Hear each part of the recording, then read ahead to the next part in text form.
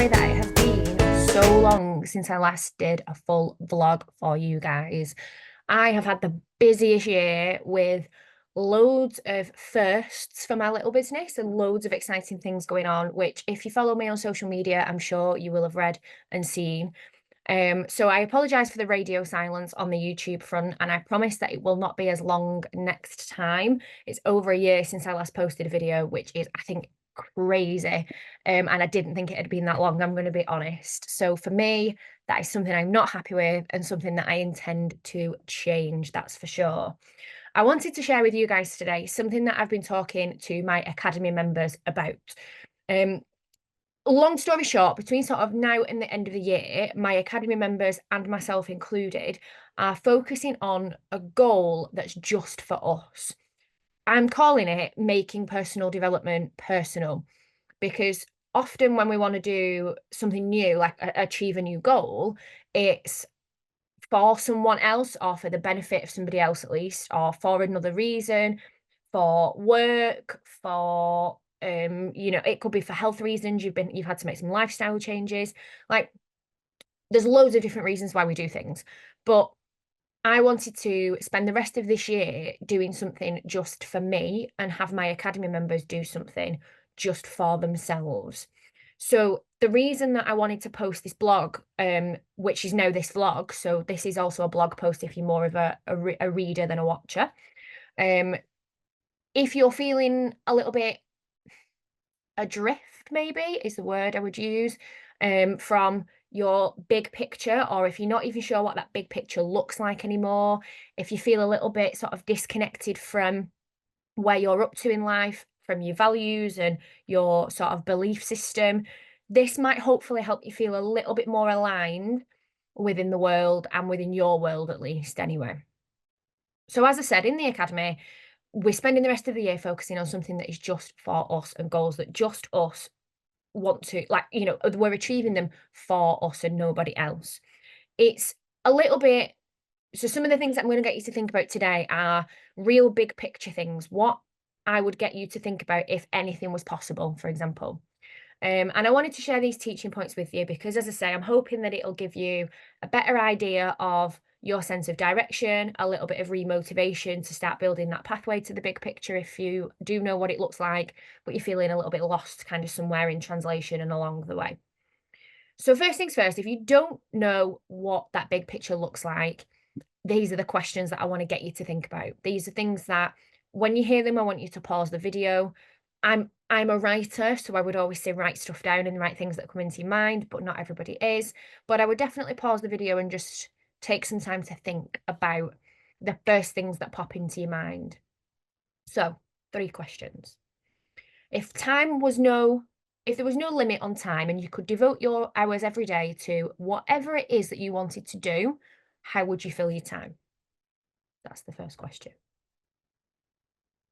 Question 2, if you could turn your hand to anything in the world, if your skill set was limitless, what would you master? What do you really want to get the hang of? And similarly, if money was no object and you could go anywhere, do anything, have anything, where would you live? What would you be doing with that time? If you didn't need to work for a living or anything like that, what would you do with your time? What would you spend your money on? How would you live your life, basically? If things were limitless, how would you live your life?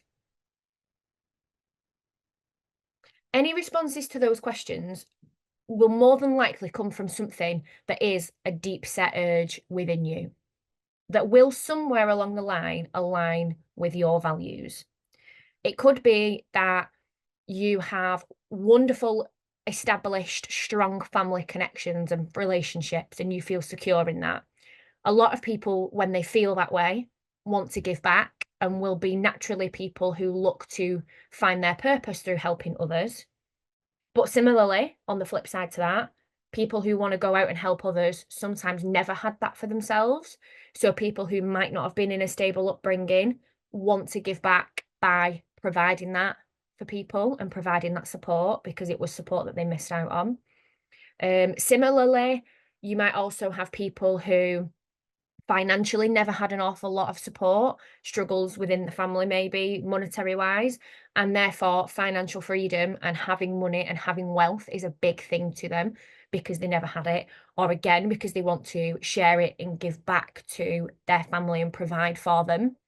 You know, they might be the first in the family to go on to achieve true financial freedom, go to university, and want to give that opportunity back, you know, in whatever it might be, to other people. Whatever it will be, somewhere deep down, it will align with your values somewhere. Remember that your values can come from within your cultures, within your immediate environment, within your immediate family, but you can also gain and add different values into the pot as you grow up. As you get your first job and you go into the working world, your values will change. Once you've had a family, your values will change. You know, they will change and grow with you. But some of the most deep set ones will be from your earliest experiences, and you might not even necessarily be aware of them. So actually learning your legacy starts with a lot of internal exploration, and that's uncomfortable for people sometimes. It's a difficult prospect. A lot of people don't sit down and do it. People who do sit down and do it, here's the second stumbling block in all of this, will find that these goals are really, really big and really, really scary. And another stumbling block in here along the way is if you are super, super, super motivated and you decide that actually you really want to go for something, you tell people about your plans, and unfortunately, usually your nearest and dearest might even put these goals down and ridicule them. I know, for example, so anybody who's known me for a long time, and I haven't got it to hand, but I should have thought this through. I created a goal folder when I was 14. My first car was going to be a Ford Fiesta. My second car was a Volkswagen Scirocco. The big car is a Mustang. 2009, that came about, and has been the plan ever since. That plan has not faltered. A green Ford Fiesta, because they started making them in my perfect colour in 2009, it was going to be. Then a green Scirocco to follow that up, and then the green Shelby GT 500 to follow that up with the gradual black racing stripe. That has been the goal for a long, long, long time. Even people who are my nearest and dearest, people who I've worked with over the years, because they don't understand A, how passionate I am about cars, and B, just how much I'm going to achieve something when I've set my mind to it, and C, how spiteful I can be, because I will do it just to prove people wrong. They couldn't understand it, and they ridiculed the fact why I don't understand why you would want those cars. It's a car, it's this, it's that, it's the other. The unfortunate reality of shooting for the stars and wanting the things that you want and aiming for the things that you aim for is that the majority of people won't understand your perspective on that. They might even ridicule them, as I've already said, simply because most of the time they haven't done that internal exploration themselves to find out what they truly want to achieve, to have, to be, to do, etc., etc. Because it's uncomfortable and it brings about change. And, you know, it's absolutely certainly going to bring about change for anybody that's serious about achieving these things. We don't like change. It's a evolutionary thing. Change isn't good. Change means using brain function. Brain function is designed to keep us alive. You're designed to resist it. So a lot of people naturally will fall into that category. Lots and lots of other things can be sort of contributing factors to this, though. I like to call the main group false starts. Essentially, they're failures. They are, you know, something, well, there's a number of reasons I'll come on to. But another reason why people might not be so keen to cheer your goals on is because they've had these false starts and failures for themselves, and they've been hurt by the experience along the way. So they're hesitant to put stock into anything else, even if it's not their own, because they've been hurt and had a bad experience. A good few main reasons why false starts occur, though, are pretty straightforward. It could be that you've got that deep and instilled fear of failure, which means you never actually really get started. It could be that your goal is a little bit unrealistic. You've not considered the time, the money, the skill set that you have available, or that it's going to take, and so it doesn't come to fruition. It's not actually what you really want. and it's for somebody else, which is one that you see an awful lot. People aim for things that's not really what they want, but it's to make other people happy. And therefore, that motivation is never truly going to last. And another one could be that you've got all the wheels, you've got everything in motion, but your action steps just aren't really either specific or efficient enough to see the results and the progress, and you become demotivated as a result. I'm thinking some of those might sound familiar to anybody who is resonating with a false start that they've had personally in the past. Once you've done the exploration of that big picture, though, you should also do the same amount of research and take the same amount of time to then consider what the right start's going to look like. Anything that you've learned from any false starts along the way will be useful information. And if you know what that big picture looks like, amazing. But from here now, essentially what you need to go on and do is really establish what those first few steps are going to look like. So my moving forward advice would be a few key elements. These would be the next few things on my to-do list. I want you to find somebody who's already doing it, or people who are doing it, and watch them carefully. If it's somebody on social media, an influencer within the field, follow them, watch them, look at what they do. You might actually be able to find somebody physically, depending on what it is, who might become you a little bit of an idol and a role model. Again, watch, ask, learn, study.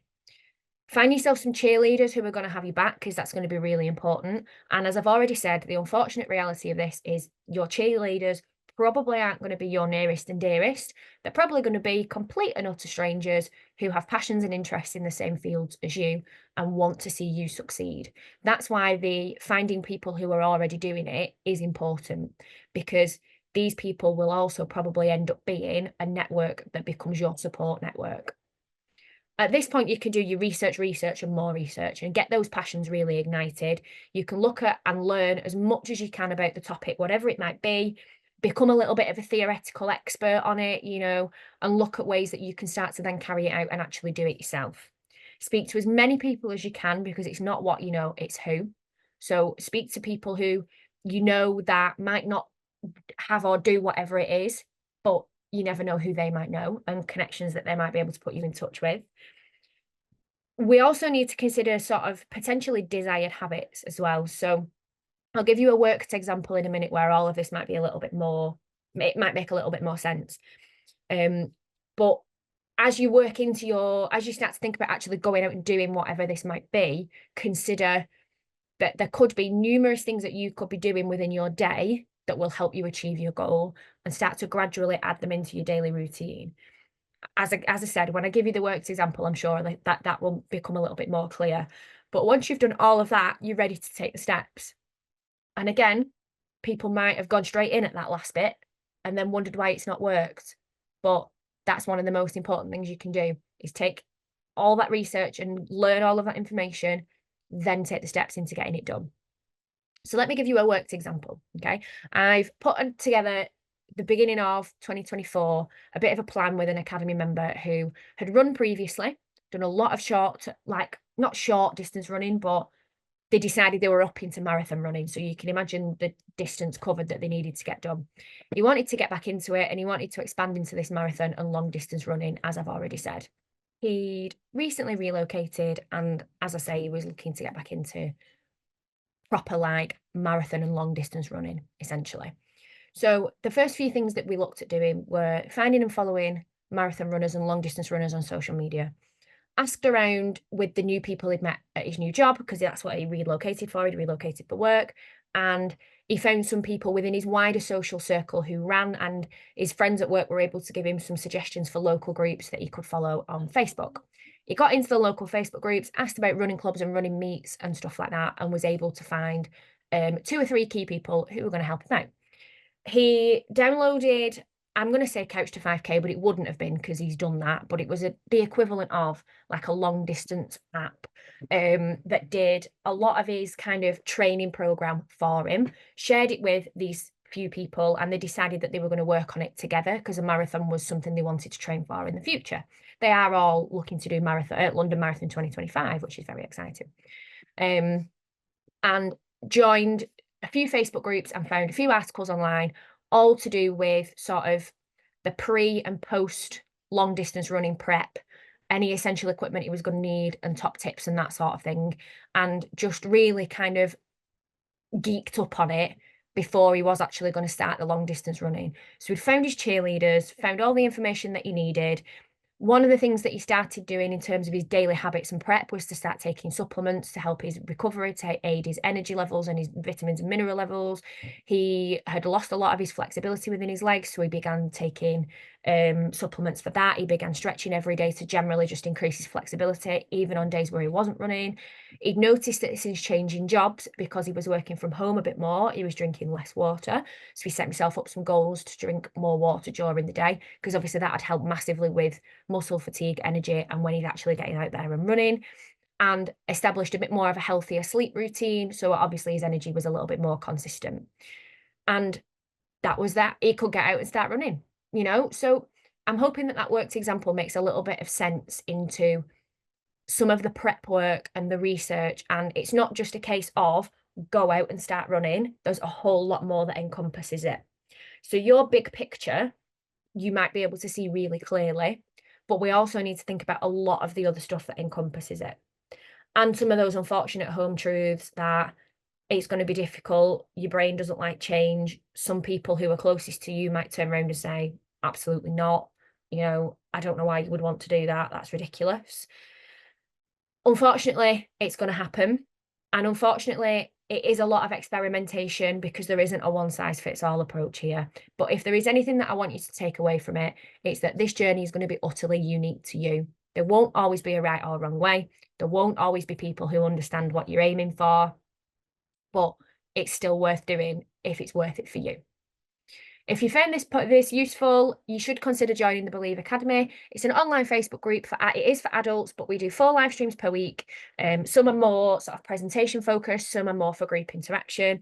The content is based on basically pretty much all this sort of stuff, and I can offer one-to-one coaching sessions, as I did for my friend who wanted to get back into his long distance runs. We offer free and discounted events. We offer one-to-one coaching, like I said, a discount in the shop. So if you are an adult, it is an adult only thing, I'm afraid, just because it's all set through Facebook. And so naturally, it only links itself to being of social media age. And therefore, it's just something that I offer to adults only at the moment. If you want to know more, then please do let me know. Also, you will notice that video comments on this are turned off. The reason being is that I make all my videos safe for children. I have a younger following on YouTube, and I have a lot of families that watch my content together, and therefore comments are turned off to protect them from any spam, any hate, negativity, and anything that's just not appropriate, really. But if you do want to leave me any feedback, or if you have any questions at all, my link tree will be linked in the description, sorry, and therefore you can find me and reach out to me on social media that way. I'm going to leave it there for today, guys, and I hope that all made sense for you. Believing is just the beginning. Take care, and I promise I will see you sooner than you did this time. See you soon.